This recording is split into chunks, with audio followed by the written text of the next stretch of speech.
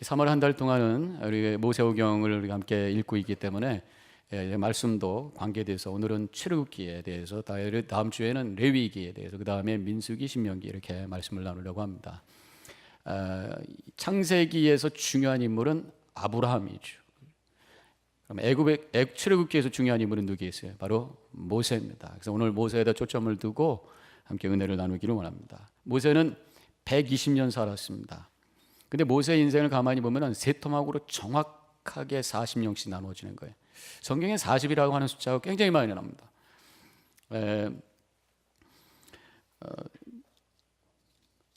노아의 홍수 때 비가 내릴 때 40일 동안 비가 내렸고, 출애굽기 40년을 광야 생활을 했고, 시내산에서 모세가 올라가서 하나님의 말씀을 받을 때 40일 동안 단식을 했죠. 2번이나.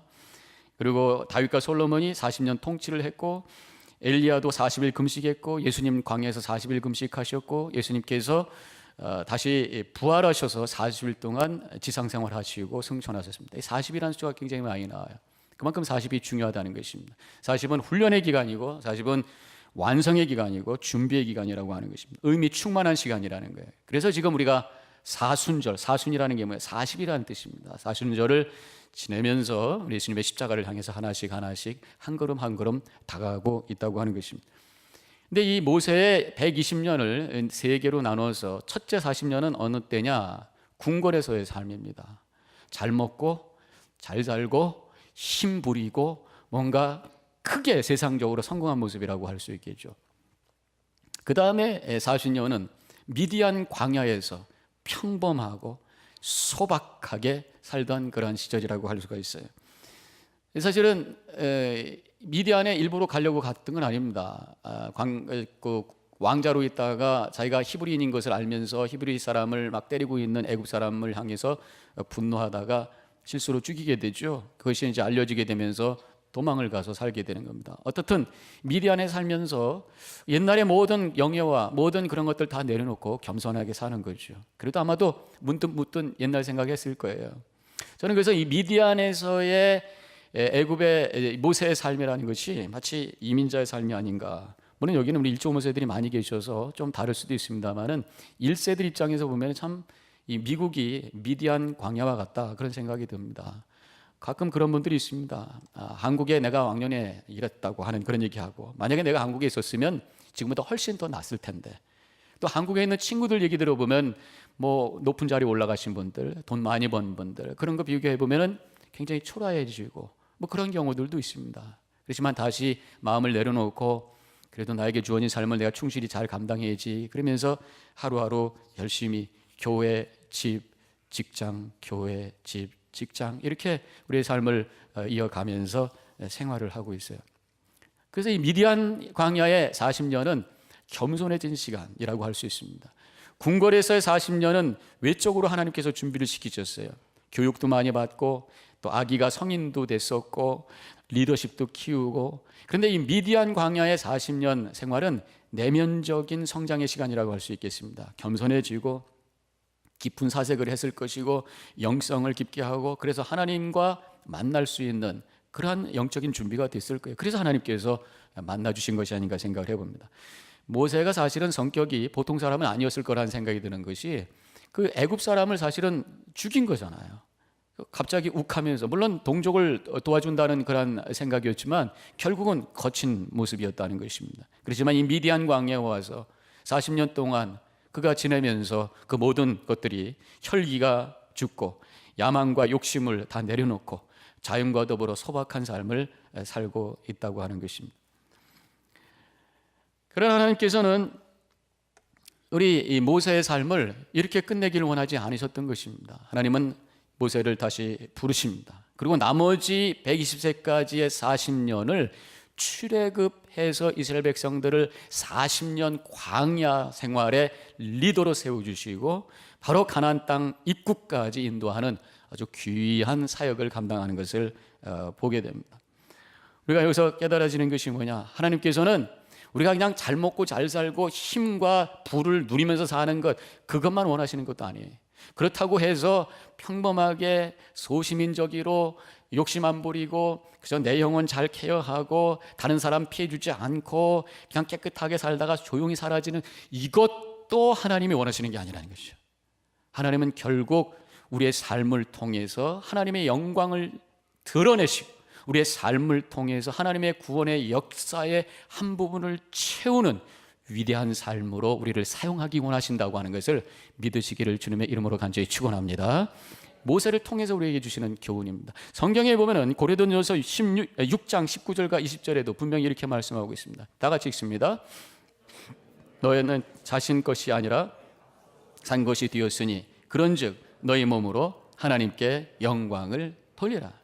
하나님께서 예수님의 핏값을 주시고 여러분들을 사주신 거예요. 버려진 죄 가운데 아궁이에 던져질 수밖에 없는, 지옥불에 던져질 수밖에 없는 그러한 무가치한 존재를 예수님의 핏값을 주시고 귀한 존재를 여러분들을 사주시고 하나님의 소유로 만들어 주신 거예요. 그러고 나서 하나님께서 여러분들을 쓰기 원하신 거죠. 하나님은 소유된 자를 그냥 방치하기를 원하지 아니하시고 쓰시기를 원하십니다. 하나님의 거룩한 구원의 역사에 여러분들이 가지고 있는, 내가 가지고 있는 그러한 성품과 그릇에 따라서 하나님 앞에 쓰여지기를 원하신다라고 하는 것입니다. 그래서 이 모세의 인생의 120년을 통해서 우리가 분명히 깨달아야 될 하나의 메시지가 있어요. 그것은 바로 하나님이 나를 쓰시기 원하신다. 물론 모세는 엄청난 일을 했어요. 200만이나 되는 엄청난 사람들을 이 애굽 땅에서 가나안 땅으로 이끄는 엄청난 일을 했습니다. 물론 그 중에 그런 분들도 있을지 모르겠습니다. 그렇게 큰 일이 아니다라고 할지라도 적어도 나의 삶을 통해서 내 주변이 행복해지는, 내 주변이 뭔가 변화된, 내 주변에 뭔가 하나님의 말씀이 흘러가는 거룩한 영향력을 끼치는 삶을 살도록 부르심을 받은 존재라고 하는 것을 분명하게 고백하시고 그렇게 살아가시기를 주님의 이름으로 간절히 축원합니다. 제가 오늘 여러분들과 함께 나누기 원하는 것은 모세가 이제 그러한 이 소시민적이고 평범하고 조용한 이런 미디안 광야의 삶이 변해서 그가 위대한 구원의 사역을 향해서 결단하고 나갔다는 거죠. 그 사이에 어떤 일이 일어났기에 그런 일이 있었는가라고 하는 것을 오늘 본문을 통해서 발견할 수가 있습니다. 첫 번째로는 바로 이 모세가 하나님의 임재를 체험했다라고 하는 것이, 성경에 보면 많은 위대한 인물들이 많이 나옵니다. 근데 다 공통점이 있어요. 하나님의 부르심을 받는, 하나님을 만나는 하나님의 임재 체험이 있다는 거예요. 여러 가지 방법으로 다양한 방법이 있지만 다 똑같아요. 하나님을 만나는 그런 체험이 있습니다. 아브라함도, 야곱도, 다윗도, 또 이 신약 시대에 와서 바울도 다메섹 도상에서 예수님을 만나 그래서 방향이 바뀌게 되고, 또 역사 속에서도, 우리 기독교 역사 속에서도 많은 우리 선조들이 하나님을 만나는 체험이 있었어요. 거기서 콜링이 생기고 거기서 그의 삶의 방향이 바뀌는 것을 보게 됩니다. 우리 감리교회잖아요. 우리가 연합감리교회인데 감리교회를 시작했던 존 웨슬레, 그분도 결국 이 올더스 게이트라고 하는 곳에서 가슴이 뜨거워지는 체험을, 하나님의 임재의 체험을 하면서 실망했던 삶이 다시 한번 하나님을 향한 열정이 되면서 시골과 광산을 발을 타고 다니면서 설교를 하고 말씀을 전하면서 이 감리교 운동, 메소디즘이라고 하는 감리교 운동이 시작이 되고, 그것이 이제 미국으로 돌아와서 여기서 이제 감리교회가 생기기 시작하고, 그래서 우리가 7.21 연합감리교회에서 신앙생활을 하고 있는 거예요. 뭔가 하나님의 임재를 체험할 때에 거기서 놀라운 변화가 일어나, 거기서 하나님의 부르심을 우리가 받을 수가 있다고 하는 것입니다. 근데 오늘 본문에 보면은 모세가 어떻게 체험했는가? 불꽃으로 체험합니다. 2절에 있는 말씀 볼까요? 여호와의 사자가 떨기나무 가운데로부터 나오는 불꽃 안에서 그에게 나타나시니라 그랬습니다. 근데 이 불은 신기한 게 나무는 타지 않아요. 그리고 불만 보이는 것입니다. 파괴적인 불이 아니라 뭔가 하나님의 임재를 나타내는 능력과 어떤 열정으로 드러나는 불꽃이라고 할 수가 있겠습니다. 바로 이것은 성령의 불인 거예요.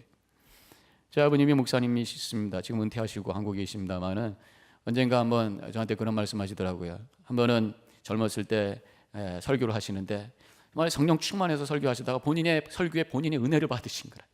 그래가지고 갑자기 가슴이 뜨거워지는데 예배 끝날 때까지 견딜 수가 없더라는 거예요.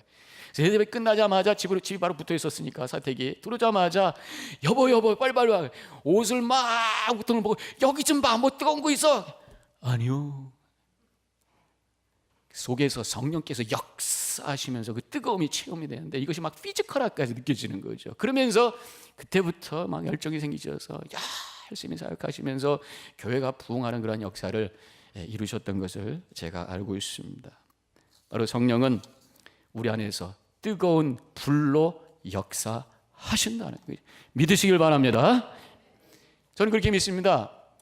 여러분들이 그것이 느껴지든 안 느껴지든 우리 안에 분명히 성령이 계시니까 성령의 불씨로 계시는 거예요. 어떤 분은 뜨겁게 막 활활 타오르는 불로 있을지 모르지만 안 느껴지는 분들은 깜깜한 불씨로 여기 와 있어요. 분명히 성경이 분명히 말씀하시잖아요. 내가 예수를 믿고 제사함 받은 자는 하나님께서 성령을 선물로 주신다고 했으니까 성령의 불씨가 내 안에 있는 거예요. 문제는 거기에다가 하나님의 영적인 산소를 막 불어넣어서 이것이 불길이 되도록 해야 되겠는데 그것이 말씀이고 그것이 찬양이고 그것이 기도 그것이 예배, 이 예배를 통해 여러분들의 불씨가 불꽃이 되어서 능력으로 체험되시기를 주님의 이름으로 간절히 축원합니다. 그것이 있어야 열정을 가지고 하나님의 뜻을 향해서 나가기 시작하는 거예요. 이 모세는 불꽃으로 하나님을 체험하고 더 나아가서 말씀으로 체험하죠. 불만 보다가 불만 쬐다 나온 게 아닙니다. 그 불꽃을 통해 가지고 하나님이 말씀을 하셨어요. 처음에 뭐라고 말씀하셨는가 하면 모세를 불렀습니다. 모세야 4절에 그렇게 나와 있잖아요. 그 말씀은 뭐냐? 하나님께서 우리가 하나님의 임재를 체험하는데 말씀으로 체험합니다. 근데 그 말씀이 나를 향한 아주 퍼스널한 메시지로 느껴지기 시작하는 거예요. 우리에게 주시는 말씀이 아니라 나 고한승에게 주시는 말씀으로 느껴지기 시작하는 거예요.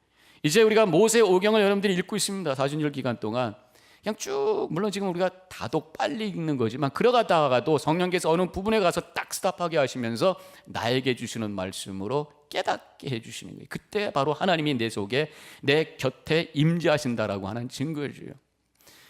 성경 말씀은 모든 사람들에게 주시는 어떤 우주적인 진리라고 할 수 있습니다. 근데 그것이 성령을 통해서 하나님의 임재 속에서 나에게 주시는 말씀으로 우리가 느껴지는 거예요. 그래서 보편적인 진리를 로고스라고 한다면 나 개인적으로 하나님께서 주시는 말씀을 우리가 레마라고 그러죠.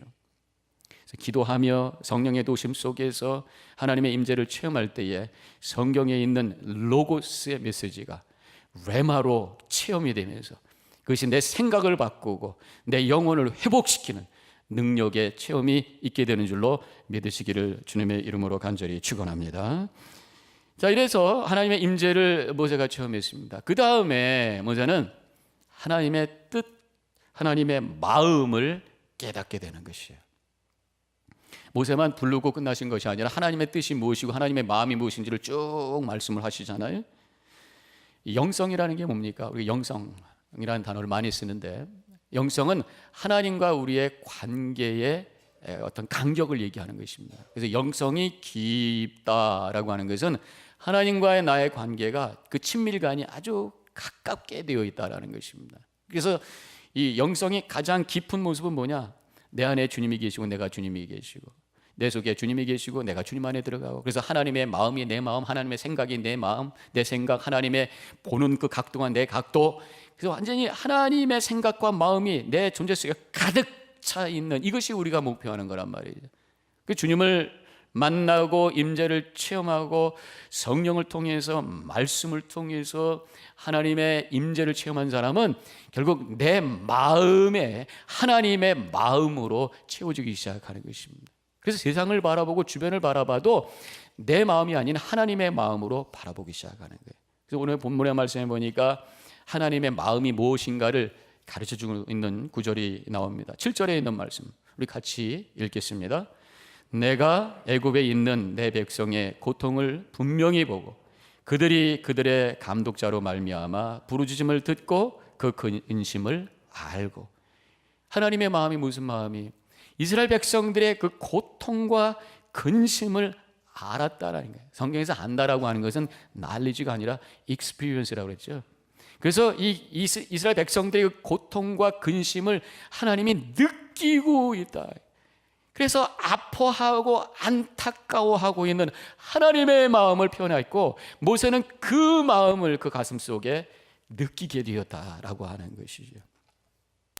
그리고 그럼 고통이라고 하는 것은 여러 가지로 얘기할 수 있습니다. 가난의 고통이죠. 뭐 고통 얘기만 해도 시간이 많이 가지만, 가난의 고통, 잠깐 경제적으로 어려울 때 와지는 고통. 제가 지난주에 IT 갔다 온 얘기 했습니다만은 아주 가난의 극치죠. 그건 절대 가난이라고 그러죠. 절대 가난. 이거는 상대적인 가난이 아니라 아주 절대 서바이빙 그 자체의 위협을 받는 그런 가난입니다. 가난이 참 힘든 거예요. 절대적인 가난이 있고 상대적인 가난이 있습니다. 미국이라고 하는 이 부강한 나라에도 가난은 있어요. 근데 이 가난은 상대적인 가난이죠. 그 차이가 뭐냐면, 이 IT에서 가난한 분들은 다 말랐어요. 빼짝 말랐습니다. 영양을 제대로 받지를 못해가지고 젊은 사람들도 다 말랐어요. 그런데 미국에서 와서 보면은 가난한 분들은 다 동통해. 그리고 미국에는 잘 사는 분들이 홀쭉해. 왜냐하면 잘 사니까 다이어트 음식 잘하죠. 또 가서 엑서사이즈 잘하죠. 근데 가난한 분들은 좋은 음식 먹고 그런 게 먹는 게 아니라 패스트푸드를 먹으니까 그냥 햄버거 잡수시고 그러다 보니까 더 뚱뚱해지는 것 같아요. 아무튼 가난은 힘든 거예요. 주변에 보면은 이 가난 때문에 힘들어하는 분들 참 많이 있잖아요. 가난은 고통이라고 하는 거예요. 요즘에 또 제가 느껴지는 고통이라고 하는 것은 이 폭력 때문에 와지는 고통. 물론 도메스틱 바이런스도 있습니다만 세계적으로 와지는 이런 전쟁. 그래서 요새 특별히 이 아이시스 때문에 텔레비를 볼 때마다, CNN 볼 때마다 가슴이 아프잖아요. 특별히 이라크에 있는 많은 그 크리스천들이 요새 순교를 당하고 있다는 그런 소식을 제가 들었습니다. 콰라고라고 하는 곳에 최근에 이 아이시스가 점령을 해가지고 거기 살고 있는 수백 명의 크리스천들이 참수를 당하면서 순교를 당하고 있는 그 얘기를 들으면서 참 안타깝다라는 것에서만 끝나는 게 아니라, 하나님의 마음을 갖고 있는 사람들은 그들의 아픔이 나에게 느껴지게 되고 그들의 고통이 느껴지게 되고 하나님을 향해서 저들의 영혼을 받아주시고 저들의 피가 헛된 피가 되지 말게 하여 주시옵소서 하면서 저들을 향해서 가슴 치면서 중보 기도할 수 있는 그 마음, 이것이 바로 하나님의 마음이라고 하는 것이죠. 결국 우리가 느껴야 될 고통은 뭐냐? 영혼의 고통입니다. 잘 먹고 잘 사는 것 같아도 주님 모르는 사람들은 영적으로 죽어있는 사람이고 또 영적으로 영원한 불에 던져질 사람, 본인들은 정작 몰라요. 그렇지만 우리는 볼 수 있어야 되는 거죠.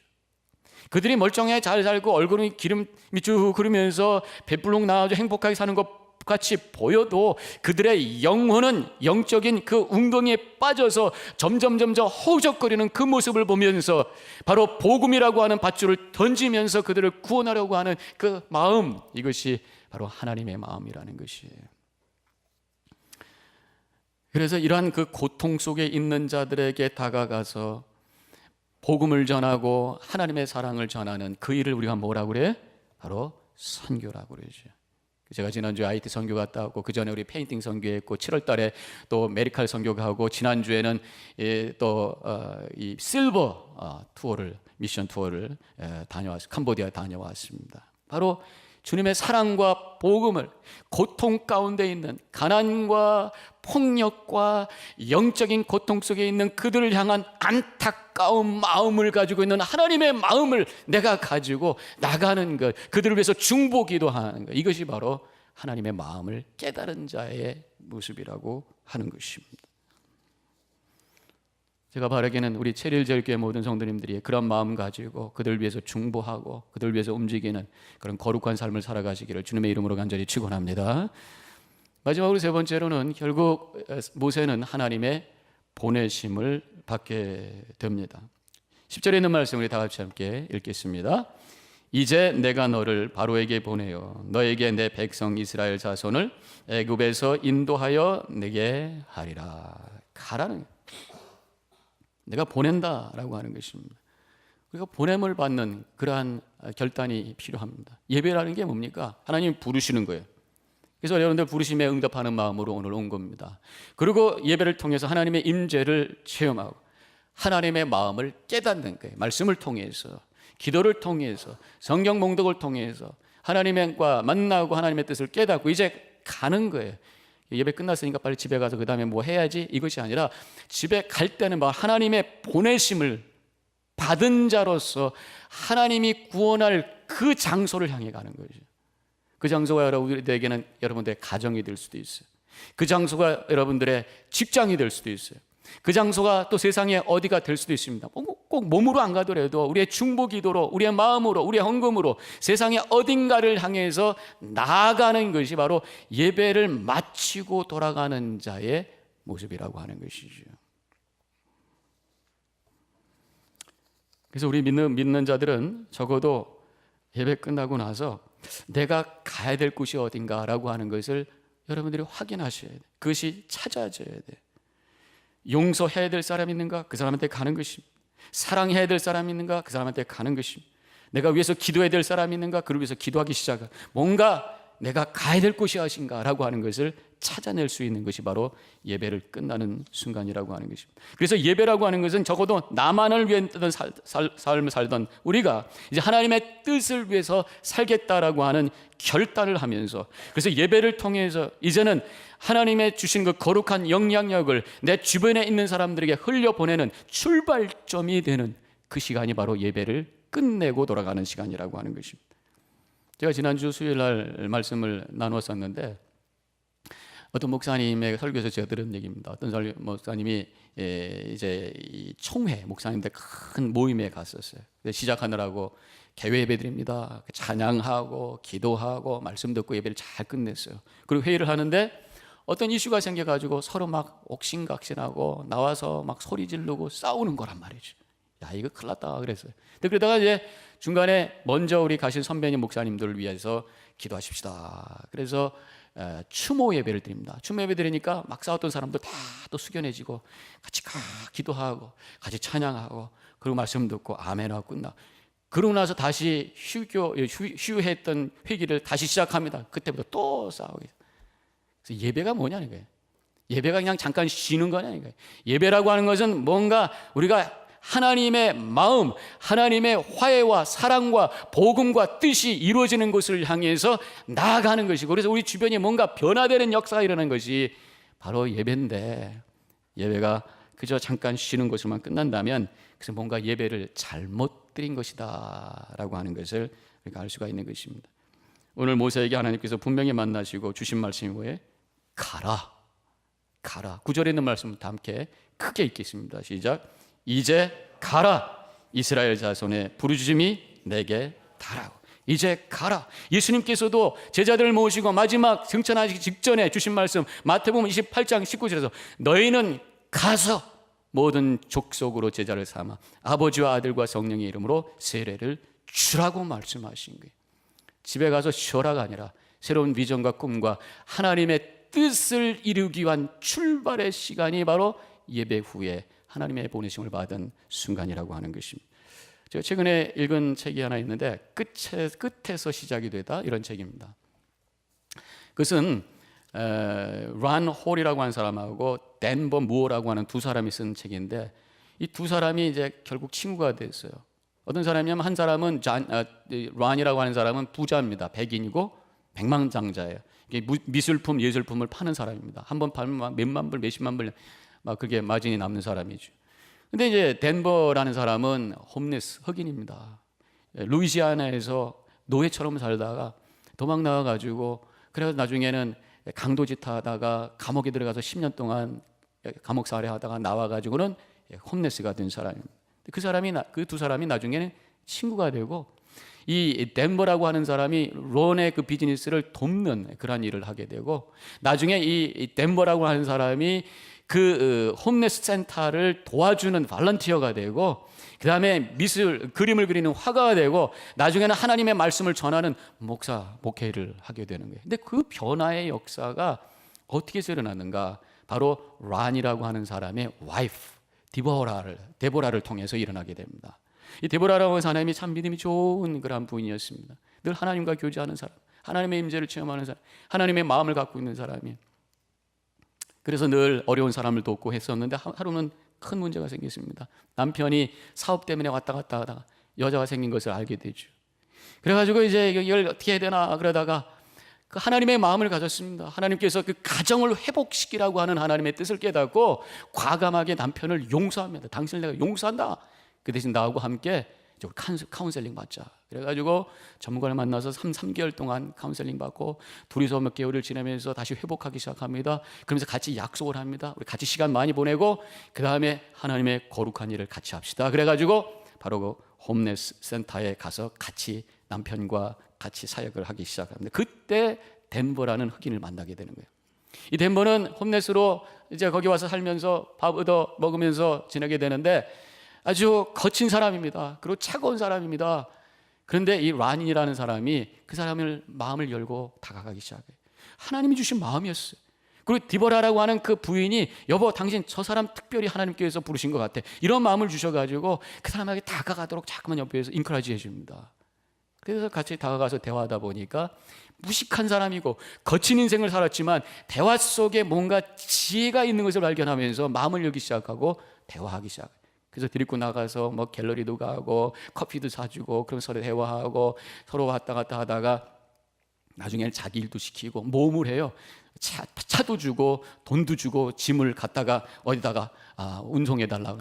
나중에 연락이 안 돼서 막 초조해합니다. 혹시 이거 가지고 도망갔나? 근데 그게 아니었었어요. 그걸 너무 잘하려고 그러다가 5마일로 차를 움직이는 바람에 하루를 늦게 가는 바람에 그래가지고 이 막 서로 힘들다 나중에 이제 더 확인이 돼서 신랑간이 다시 두터지기 시작하고 그러면서 아주 드라마틱한 얘기가 있습니다만은 그러면서 서로 마음을 열고 친구가 돼요.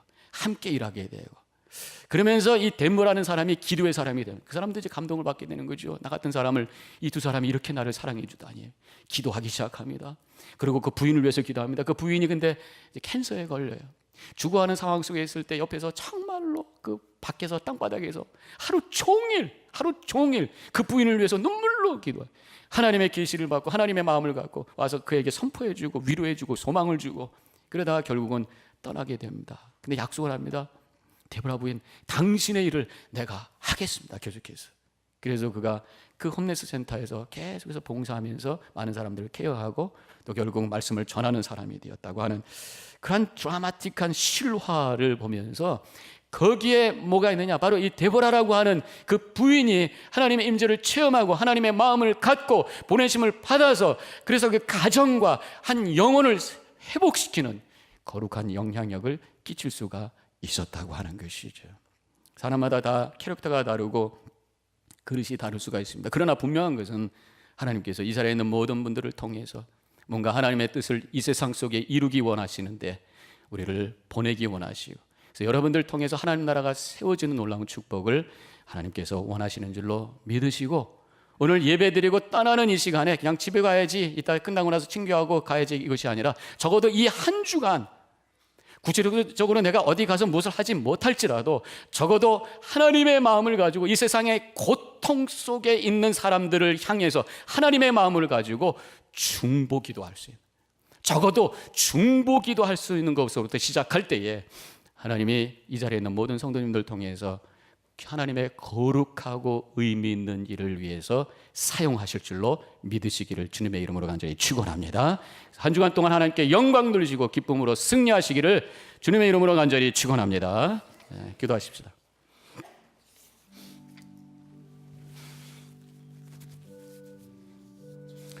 잠깐 묵상 기도합니다. 우리 자신을 되돌아보면서 모세를 부르셨던 주님, 그저 왕궁에서 잘 먹고 잘 사는 것 이거 하나님의 뜻이 아니었습니다.